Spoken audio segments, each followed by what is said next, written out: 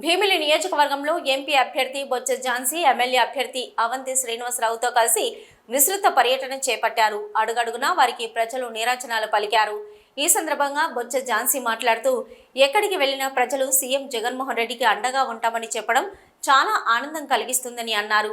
ఈ 5 సంవత్సరాల కాలంలో ఆయన ప్రవేశపెట్టిన సంక్షేమ పథకాలే ఆయనను మళ్లీ ముఖ్యమంత్రి చేస్తాయని అన్నారు. ప్రతిపక్షాలు మేనిఫెస్టో కేవలం ప్రజలను మభ్యపెట్టేందుకే తప్ప ఏ ఒక్కరికి కూడా అమలుకు నోచుకోలేదని అన్నారు. తనను ఎంపీగా గెలిపిస్తే విశాఖను మరింత అభివృద్ధిగా తీర్చిదిద్దేందుకు కృషి చేస్తామని హామీ ఇచ్చారు. కూటమి కుయుక్తులను ప్రజలను నమ్మరని, రానున్నది మళ్లీ వైసీపీ ప్రభుత్వమేనని స్పష్టం చేశారు.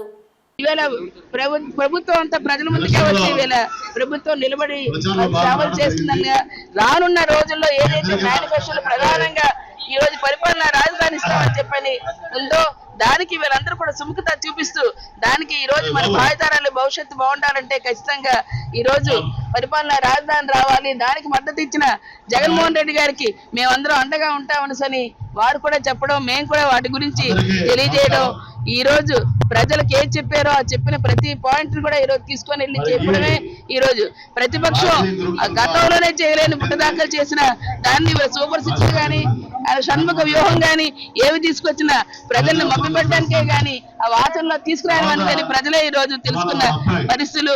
ఖచ్చితంగా రానున్న రోజుల్లో అవంతి శ్రీనివాస్ గారికి అలాగే తప్పకుండా ఈవేళ గతంలో చేసిన బొబ్బిలి విశాఖ ఎంపీగా చేసినప్పుడు అనేక ప్రస్తావనలు తీసుకొచ్చిన నేను ఈ రోజు విశాఖ ఆడపడుచుగా మరింత సేవ చేయడానికి ప్రజలందరికీ కూడా అవకాశం కల్పించమని ఇచ్చాను. తప్పకుండా వారందరి ఆశీర్వాదంతో రేపు రానున్న రోజుల్లో అఖండ విజయాన్ని ఇచ్చి జగన్మోహన్ రెడ్డి గారికి ప్రమాణ స్వీకారం ముఖ్యమంత్రిగా చేసేందుకు మీరందరూ సిద్ధంగా ఉన్నారని ఈ సందర్భంగా